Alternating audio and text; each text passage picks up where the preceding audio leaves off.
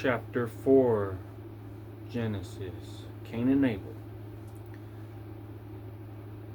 Adam made love to his wife, Eve, and she became pregnant and gave birth to Cain.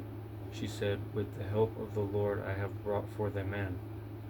Later she gave birth to his brother Abel. Now Abel kept flocks and Cain worked the soil.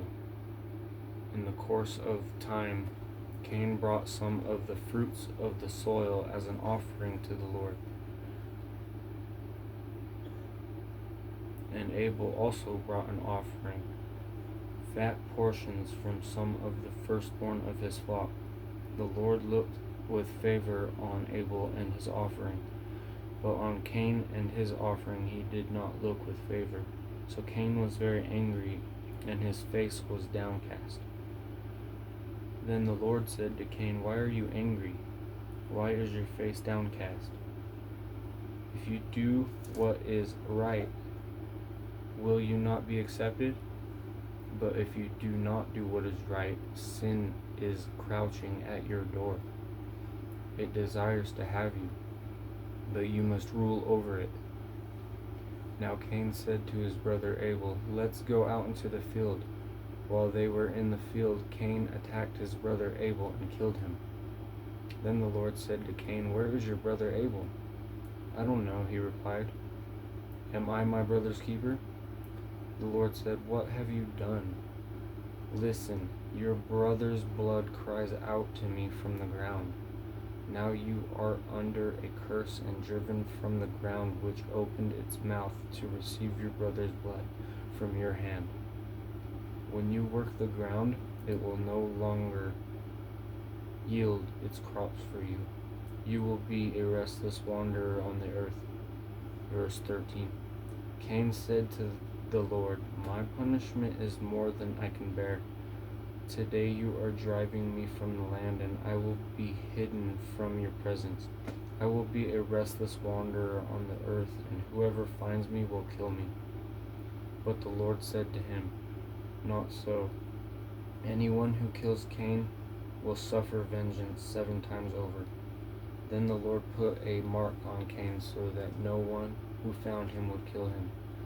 So Cain went out from the Lord's presence and lived in the land of Nod, east of Eden. Cain made love to his wife, and she became pregnant and gave birth to Enoch. Cain was then building a city, and he named it after his son Enoch. To Enoch was born Irad, and Irad was the father of Mehujael, and Mehujael was the father of Methuselah, and Methuselah was the father of Lamech. Lamech married 2 women, one named Adah and the other Zillah. Adah gave birth to Jabal. He was the father of those who live in the tents and raise livestock. His brother's name was Jubal.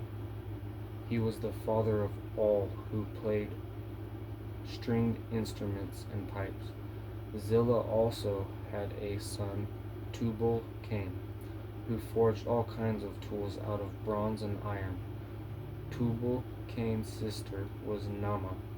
Lamech said to his wives, "Adah and Zillah, listen to me. Wives of Lamech, hear my words. I have killed a man for wounding me, a young man for injuring me. If Cain is avenged 7 times, then Lamech 77 times." Adam made love to his wife again, and she gave birth to a son and named him Seth, saying, "God has granted me another child in place of Abel, since Cain killed him." Seth also had a son, and he named him Enosh. At that time, people began to call on the name of the Lord. Chapter 5. This is the written accounts of Adam's family line. When God created mankind, he made them in the likeness of God. He created them male and female and blessed them. And he named them mankind. When they were created, when Adam had lived 130 years, he had a son in his own likeness, in his own image, and he named him Seth. After Seth was born, Adam lived 800 years and had other sons and daughters all together. Adam lived a total of 930 years and then he died. When Seth had lived 105 years, he became the father of Enosh. After he became the father of Enosh, Seth lived 807 years and had other sons and daughters. Altogether, Seth lived a total of 912 years and then he died. When Enosh had lived 90 years, he became the father of Kenan.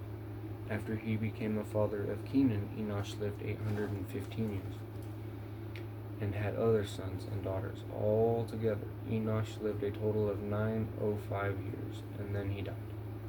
When Kenan had lived 70 years, he became the father of Mahalalel. After he became the father of Mahalalel, Kenan lived 840 years and had other sons and daughters. Altogether, Kenan lived a total of 910 years and then he died.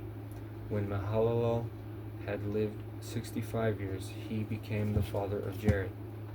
After he became the father of Jared, Mahalalel lived 830 years and had other sons and daughters. Verse 17 of chapter 5.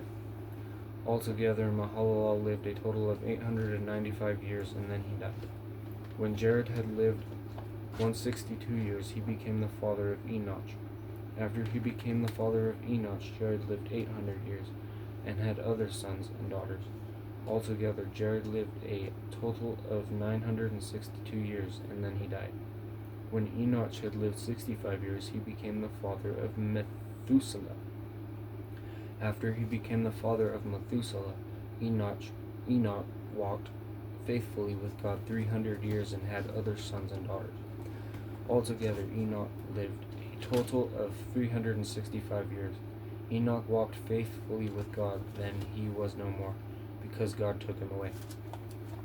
When Methuselah had lived 187 years, he became the father of Lamech. After he became the father of Lamech, Methuselah lived 782 years and had other sons and daughters. Altogether, Methuselah lived a total of 969 years and then he died. When Lamech had lived 182 years, he had a son. He named him Noah and said, "He will comfort us in the labor and painful toil of our hands caused by the ground the Lord has cursed." After Noah was born, Lamech lived 595 years and had other sons and daughters. Altogether, Lamech lived a total of 777 years and then he died. After Noah was 500 years old, he became the father of Shem, Ham, and Japheth. Chapter 6. Wickedness in the world. When human beings began to increase in number on the earth and daughters were born to them, the sons of God saw that the daughters of humans were beautiful, and they married any of them they chose.